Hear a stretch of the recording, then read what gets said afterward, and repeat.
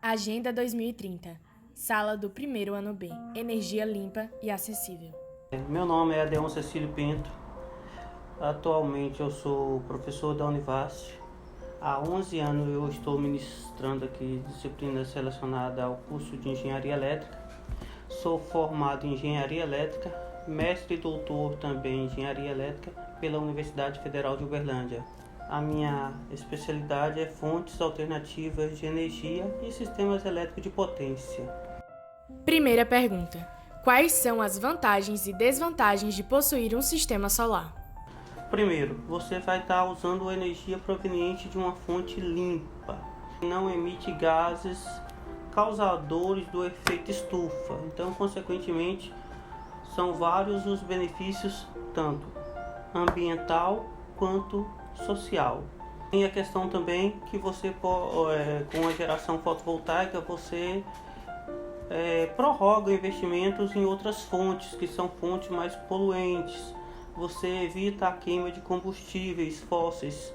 Além disso, você pode gerar sua própria energia. Então, benefícios são muitos. Malefícios, lógico que existe.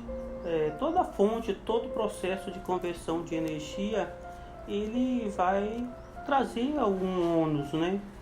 Por exemplo, a própria construção das placas, elas consomem energia, elas usam alguns materiais que não, apesar de ser em pequena escala, que são poluentes também.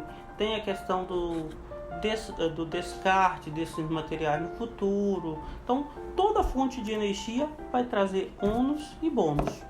Só que tem umas que traz mais, outras menos. Então, todo aproveitamento a gente sempre diz que vai trazer prejuízo e benefícios para a sociedade. Meu nome é Maurício Vieira do Carmo, eu sou engenheiro eletricista formado pela Universidade Federal do Vale de São Francisco, a Univasf aqui de Juazeiro. Sou natural da cidade de Icatu, na Bahia, e atuo com energia solar. Pelos últimos 2 anos tenho atuado com energia solar, trabalhando na empresa chamada Alto Solar. Como pode ser monitorado a produção de energia num sistema solar? Devido à extensão da internet e de outras ferramentas como os aplicativos de celular, hoje é possível monitorar os sistemas em tempo real. Então, todo esse monitoramento ele é feito via celular, certo? Então, em qualquer lugar que você esteja do Brasil ou do mundo, você consegue ver na tela do seu celular o quanto seu sistema está gerando ao longo do dia. Em épocas diferentes do dia também. Então, é possível ver o quanto que ele está gerando, o quanto que está sendo deixado quanto que de dióxido de carbono não está sendo mais emitido na natureza, né? E além disso também a quantidade em dinheiro que você está economizando de acordo com a geração do seu sistema. Segunda pergunta. Qual a vida útil de uma placa solar? A vida útil de uma placa solar normalmente ela é de 25 anos. Os fabricantes eles têm dado uma garantia de 12 anos contra defeito de fabricação e de 25 anos garantindo uma eficiência de até 80% na produção. Após os 25 anos não quer dizer que esse módulo, que a gente também chama de módulo, né? A placa chama de módulo também, não quer dizer que ele deixe de funcionar, apenas que ele começa a reduzir a sua geração, ou seja, 25 anos, 80% de eficiência. Terceira pergunta. A temperatura externa influencia na produção de energia da placa solar? O que influencia na geração de energia elétrica por meio da energia solar é a luminosidade, ou seja, uma coisa que a gente chama de radiância solar, que é medida em watt-hora por metro quadrado, certo? E a temperatura ela influencia de que maneira? Regiões que são muito quentes ou muito frias acabam influenciando numa menor ou maior geração. Mas o ponto central da geração da energia solar é a luz. Então, lugares como Petrolina, que tem uma radiância solar muito grande, eles conseguem se destacar em relação a outros locais do Brasil, por exemplo. O Nordeste ele produz muito mais energia elétrica por conta da energia solar do que o Sudeste, por exemplo. Quarta pergunta. O que é necessário para a instalação de um sistema solar? O primeiro procedimento é ter acesso à conta de energia do cliente. Essa conta de energia ela dispõe de um histórico dos últimos 12 meses de utilização. Com isso é possível ver o seu histórico de consumo, o quanto que você usa a sua energia elétrica. Baseado nisso é possível dimensionar esse sistema. O que é dimensionar? você consegue ter noção da quantidade de módulos que são utilizados no sistema e assim os inversores e os outros equipamentos que compõem o sistema de energia solar.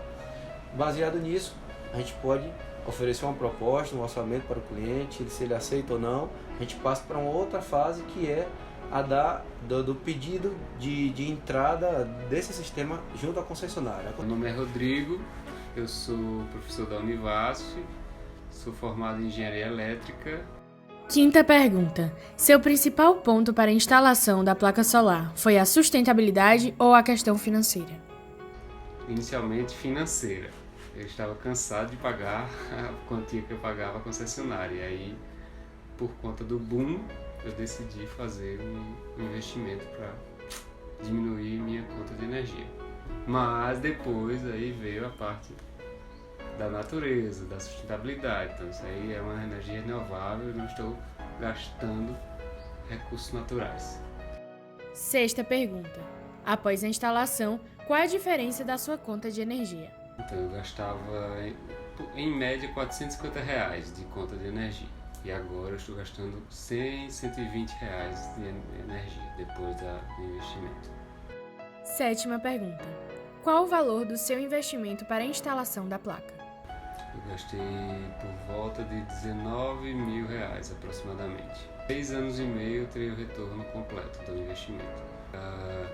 Se a gente considerar que uma placa dura em média 25 anos, eu terei 22 anos sem pagar mais nada à concessionária. Quer dizer, só a taxa que eu tenho a obrigação de pagar.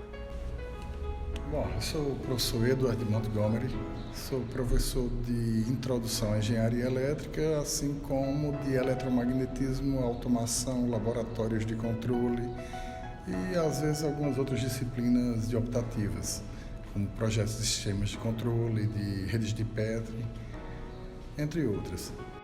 Oitava pergunta. Qual a diferença de um sistema de energia solar instalado por uma empresa para um sistema amador? Em princípio, o sistema de energia elétrica proveniente da concessionária é energia alternada, né? Corrente alternada. Então, vem a 220 volts e o sistema que eu instalei para substituir iluminação especificamente e outras poucas coisas como carregamento de celular e outras questões, é tudo corrente contínua. Então, a diferença está basicamente nisso. A potência também é reduzida porque é mais para uma questão bem específica. Concluímos então que a energia solar, ponto abordado nesse podcast, é uma das melhores alternativas quando se fala em energia limpa e acessível. Obrigada pela atenção. Somos Primeiro Ano B. Somos o futuro, buscando concluir com a nossa agenda de 2030.